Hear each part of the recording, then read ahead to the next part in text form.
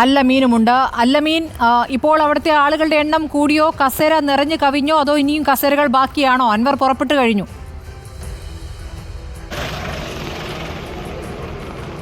ആളുകളുടെ എണ്ണം കൂടുന്നുണ്ട്, പക്ഷേ കസേര നിറയുകയോ പൂർണ്ണമായും നിറഞ്ഞു കവിയുകയോ ചെയ്യുന്ന ഒരു സാഹചര്യം ഉണ്ടായിട്ടില്ല എന്നുള്ളതാണ് ഏറെ പ്രധാനം. റോഡ് വക്കിലൊക്കെ ആളുകൾ നിൽക്കുന്നുണ്ട്, രണ്ട് ഭാഗത്തും. ഈ വേദിക്ക് പിറകു ഭാഗത്തേക്കൊക്കെ റോഡ് വക്കിൽ ആളുകൾ നിൽക്കുന്നുണ്ട്. ഒരു പക്ഷേ അൻവർ ഇവിടേക്ക് എത്തുമ്പോൾ ആ ആൾക്കൂട്ടം കൂടി വേദിക്കകത്തേക്ക് കയറാനുള്ള സാധ്യതയാണ് കാണുന്നത്. അങ്ങനെയാണെങ്കിൽ വേദി നിറയും. പക്ഷേ കസേരകൾ നിറഞ്ഞു കവിയുമോ എന്നുള്ള ചോദ്യത്തിന് നിറഞ്ഞു കവിഞ്ഞിട്ടില്ല നിലവിൽ എന്നുള്ളതാണ് ഏറെ പ്രധാനം. ഞാൻ നേരത്തെ സൂചിപ്പിച്ചതുപോലെ നമ്മളിപ്പോൾ വേദിയുടെ പുറത്താണ് നിൽക്കുന്നത്.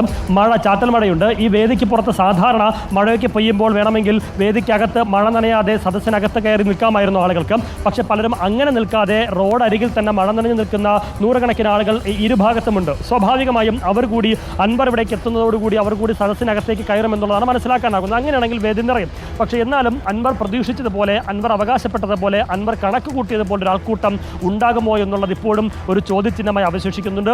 ഒരു പക്ഷേ ആ ആൾക്കൂട്ടം താൻ മനസ്സിൽ കണ്ട കഴിഞ്ഞ സമ്മേളന വേദികളിലൊക്കെ പ്രഖ്യാപിച്ചതിനേക്കാൾ വലിയ ആൾക്കൂട്ടം ഉണ്ടായിരുന്നു. ഇത്തവണയും ഒരു പക്ഷേ അത്തരത്തിലൊരു ആൾക്കൂട്ടം ഉണ്ടാകുമെന്ന് പ്രതീക്ഷിച്ചുകൊണ്ടാണ് ഇത്തരമൊരു സാഹസത്തിന് മുതിർന്ന അൻവർ രംഗത്തേക്ക് വന്നതും 1 ലക്ഷം എന്നുള്ള അവകാശവാദമൊക്കെ ഉന്നയിച്ചതും.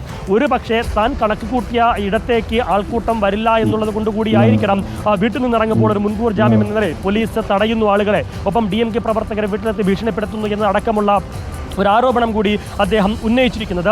ഏതായിരുന്നാലും നേരത്തെ അഷ്കർ സൂചിപ്പിച്ചതുപോലെ ഈ ആൾക്കൂട്ടം അൻവറിന് മുന്നോട്ടുള്ള പ്രയാണത്തിൻ്റെ ഇന്ധനമാണ്. അത് കൂടിയാൽ അൻവറിന് പൂർവാധികം ശക്തിയോടെ മുന്നോട്ട് പോകാനാകും. ആ ആൾക്കൂട്ടത്തിൽ ഒരു പിന്മാറ്റം ഉണ്ടായിക്കഴിഞ്ഞാൽ, പിന്നോട്ട് പോക്കുണ്ടായിക്കഴിഞ്ഞാൽ, ആ പിന്തുണയിൽ ഏതെങ്കിലും തരത്തിലൊരു കോട്ടം ഉണ്ടായിക്കഴിഞ്ഞാൽ അൻവറിൻ്റെ മുന്നോട്ടുള്ള പ്രയാണത്തിനും തടസ്സങ്ങളും വിഘ്നങ്ങളും പലതും വരുത്തുമെന്നുള്ള കാര്യത്തിൽ സംശയമില്ല. പ്രത്യേകിച്ച് DMKയുമായി ഒരു ബന്ധം സൃഷ്ടിച്ചുകൊണ്ട് പലതരത്തിലുള്ള പല മാനത്തിലുള്ള ഒരു മുന്നോട്ടുള്ള പ്രയാണമാണ് അൻവർ ഉദ്ദേശിക്കുന്നത്. അങ്ങനെ DMK മുന്നണിയിലേക്ക് ഒരു പ്രവേശനം സാധ്യമാകണമെങ്കിൽ പോലും അവിടുത്തെ നിരീക്ഷകരായി എത്തിയിട്ടുള്ള DMKയുടെ നേതാക്കൾ ഇവിടുത്തെ ആൾബലം കൂടി നോക്കിയിട്ടായിരിക്കും അക്കാര്യത്തിൽ ഒരു അന്തിമ തീരുമാനമെടുക്കുക. ഒരുപക്ഷേ കാലാവസ്ഥ പ്രതികൂലമെന്ന് പറഞ്ഞാലും, മഴയെന്ന് പറഞ്ഞാലും, പോലീസ് എത്തി ഭീഷണിപ്പെടുത്തിയ ആളുകളെ വഴിയിൽ തടഞ്ഞു എന്നൊക്കെ പറഞ്ഞാലും ഈ ആൾക്കൂട്ടത്തിൽ ഒരു കുറവുണ്ടായിട്ടുണ്ട് എങ്കിൽ സ്വാഭാവികമായും DMKയിൽ ഊന്നിക്കൊണ്ട്, അല്ലെങ്കിൽ DMKയുടെ ഓരം ചേർന്ന് മുന്നോട്ട് പോകാൻ സ്വപ്നം കണ്ട അൻവറിൻ്റെ യാത്രയ്ക്ക് ഏതെങ്കിലും തരത്തിലൊരു തടസ്സം അക്കാര്യത്തിൽ ഉണ്ടാകുമോ എന്നുള്ളതും ഏറെ പ്രധാനമാണ്. ഏതായിരുന്നാലും അൻവറിനെ സംബന്ധിച്ച് നിർണായകമായിട്ടുള്ള നിമിഷങ്ങളിലേക്ക് തന്നെയാണ് കടക്കുന്നത്. അൻവർ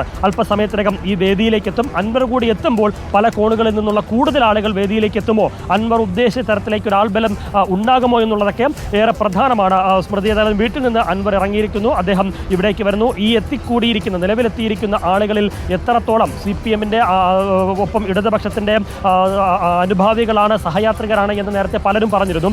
അതിനപ്പുറത്തേക്ക് ലീഗിൻ്റെ അണികൾ, CPMൻ്റെ അണികളായിട്ടുള്ള ആളുകൾ, ഈ സഹയാത്രികരും അനുഭാവികളും എന്നതിനപ്പുറത്തേക്ക് മെമ്പർഷിപ്പുള്ള ആളുകളുണ്ടോ, യുവജന സംഘടനാ പ്രതിനിധികളുണ്ടോ, ലീഗിൻ്റെ പ്രവർത്തകരുണ്ടോ? CPM നേതൃത്വം ആരോപിച്ചതുപോലെ SDP-യുടെയും ലീഗിൻ്റെയും നേതാക്കൾ തന്നെയാണോ, പ്രവർത്തകർ തന്നെയാണോ ഈ പിൻബലം നൽകിക്കൊണ്ട്, അൻവറിന് പിന്തുണ നൽകിക്കൊണ്ട് ഇവിടേക്ക് വരുന്നത്? ഇവിടെ എത്തുന്ന ആളുകളുടെ രാഷ്ട്രീയ പശ്ചാത്തലം എന്താണ്?